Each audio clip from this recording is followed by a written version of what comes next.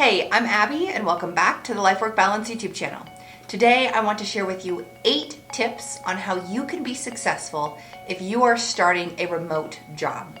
So these are 8 things that you should do either before you start or within the first week of your new job if you are working remotely. This would also apply if you are working a hybrid job where you are partially remote and partially in person. Before we jump into those 8 tips, please go ahead and give this video a thumbs up if you're looking forward to learning those 8 things that you can do to have a really successful first week. And if you haven't already, please remember to go ahead and hit that subscribe button as well as the bell so that you can receive life work balance advice delivered directly to you every Sunday. All right, so 8 tips on the things that you can do to have a really great first week during your remote or hybrid new job. The first thing that you absolutely must do in order to have a successful week is to contact your manager before you begin to figure out what the tech setup is going to be. Are you going to be responsible for supplying your own laptop, your own monitors, keyboard, mouse, etc.? Or is that something that the organization provides? Ideally, it's something the organization provides. That's relatively standard for an organization to provide you with technology and hardware and software to be able to successfully do your job. So if they don't supply you with these things, that might be a red flag right off the get-go. So just know that you should probably expect to get some technology, some equipment before you begin your job. Contact your manager before you start to have a clear idea of what this looks like. Maybe they're expecting on your first day that you will come into the office to pick up your equipment. Or maybe they're expecting to mail you your equipment before you begin. If that's the case, you may have to be present to sign for the hardware that's being delivered or the equipment that's being delivered. So you want to make sure that you reach out and you clarify with your manager the expectations for your technology setup before you actually begin. The last thing you want to do before you start your very first day is to not be able to log in, to do your orientation, or to log into the Teams or the Slack sites. You will want to make sure that you have all of the equipment you need from both a hardware and software perspective so that you can be successful on your first day and during your first week. Tip number 2 is to understand and recognize that you will be experiencing a learning curve. No one is expecting you to start and be 100% perfect. So give yourself some grace. Understand that this learning curve will likely be amplified when you are remote because you don't have the ability to pop over to a colleague's office or cube and ask them questions. You don't have the small talk of the office to get to know people quickly. So you will probably feel like there's a large learning curve and you're somewhat alone during this first week. And that is okay. That is very normal. So what you want to do when you are experiencing this type of anxiety or worry or confusion is you want to make sure that you have the resources available to you to be able to overcome that learning curve as effectively as possible. So you first want to learn the names of the people that you're working with and understand their role. So when you do that, then you'll know who you can go to ask questions if you get stuck.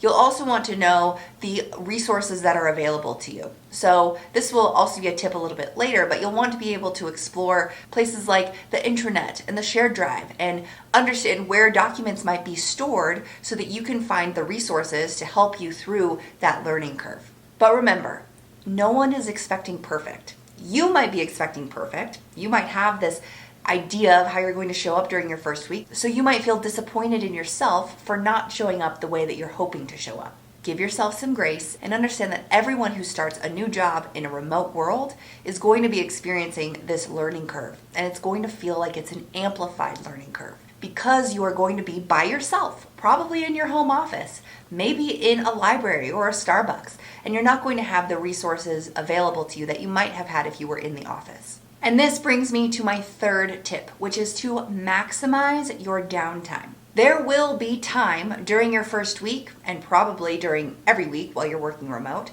where you have some downtime between projects or meetings. So you want to make sure that you're maximizing this downtime to be as effective as possible. So what does this look like? Well, the first thing that you want to do is make sure that you understand the onboarding process and the onboarding expectations. There might be an onboarding manual for you to follow. There might be an onboarding checklist for you to follow. There might be some onboarding trainings or orientations that you have to attend. So go through and complete all of the onboarding that is required of you. This might be completing paperwork, this might be meeting new people, this might be reading articles or doing research for specific projects. So take your time and make sure that you have done your due diligence when it comes to your onboarding. The next thing that you could do to maximize your downtime is to review any policies and procedures associated with the organization, as well as what is associated with your specific role. Many organizations may have assigned you to review and sign off that you have reviewed the personnel handbook or the employee handbook. This is something that you will want to spend time looking over because it will go over any of the policies and procedures associated with being an employee. What to do if you need to report something, leave policies and procedures, things like that. So make sure you spend some time diligently reviewing that document rather than just signing the page saying you've reviewed it, even when you haven't. You could also spend some time reviewing the intranet, which is the internal intranet to the organization. So when you're looking at the intranet, you could look up maybe support groups for other people your age or new employees, or wellness initiatives. You could find information about the different departments that exist. You could look into the organizational hierarchy to learn about what the board of directors might look like and what the leadership structure might look like. When you're looking through the intranet, there's probably a lot of valuable information about trainings that you might be able to take, whether they're required trainings like cybersecurity or sexual harassment, or elective trainings like personal and professional development. So review the intranet, get to know it well so that you can navigate it quickly, so that if you have any questions in the future, you don't have to waste much time searching for those answers. And finally, the fourth way that you can maximize your downtime during your first week on the job is to review the shared drives available to you. These will likely be cloud-based drives where everyone in your department or everyone on your team saves their work and their documents. So you'll want to get to know these shared drives well. You'll want to learn the naming conventions and how they're organized. So if you have downtime, start reviewing those shared drives so that you can learn it and be effective in the future. The fourth tip to help you be successful during your first week of a remote or hybrid job is to take notes. Take copious notes on everything. Take notes on people's names, on their roles, where they worked. If you have any small talk with them, maybe jot down some of the things that they say that you can maybe bring up in conversation next time so that they know that you are listening and that you care about them. Take notes on policies and procedures. If you have someone who's training you, take notes on the process that they're training you through. Take notes on everything. This relates to one of the videos that I posted recently, which is what you should not do during your first week on the job. So if you haven't watched that, please go ahead and check it out next. I've linked to it in the description box below. But you want to take notes. You want to take so many notes that you don't know what to do with them when you're done. And if you have any questions that come up while you are going through your first week or even your first month, you can refer back to those notes before you reach out to a peer, a colleague, or your supervisor with those questions, especially if they're questions that could easily be answered if you had just reviewed your notes before.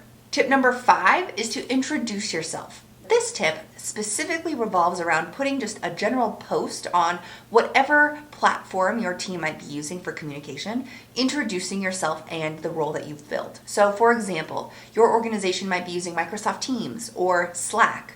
You could easily do a quick post about who you are and the position that you filled, and describe how excited you are to work here and let people know that you'll be reaching out to get to know them on a more personalized basis soon. This way, when you introduce yourself, people will begin to recognize your name. That way, if you're included on an email or you send them an email, they're not wondering who the heck this person is. Send a quick introduction through one of those platforms that your organization uses. Introduce yourself so people start to recognize your name and maybe even your face if you've taken that new employee photo. Which leads me to tip number 6, which is to start to have virtual coffee with the people that you are going to interact with on a regular basis. Having this virtual coffee could be a 15-minute or 30-minute meeting where you sit down and you start to get to know the people that you're going to be working with regularly.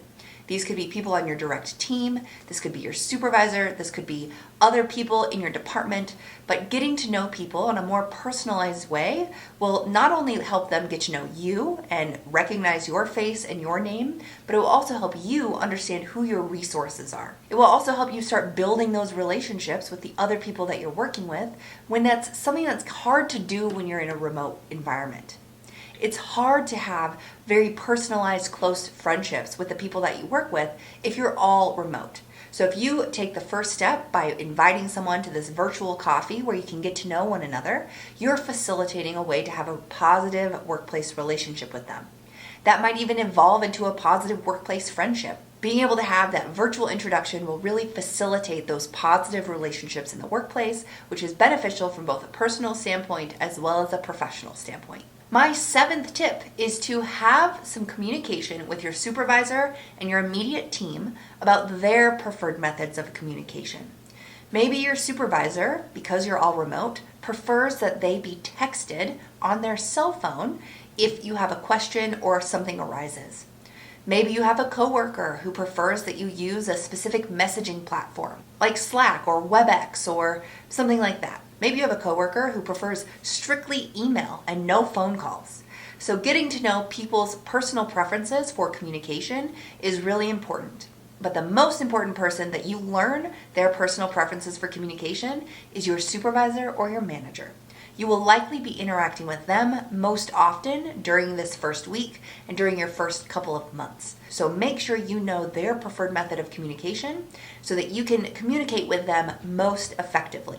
And my 8th and final tip is to send a virtual thank you at the end of your first week. Again, using your department's or your organization's preferred platform for communication, send a department or team-wide thank you for your department or team helping you feel comfortable during your first week. Now, if you were in the office, maybe you could bring in a box of donuts or breakfast burritos or something like that.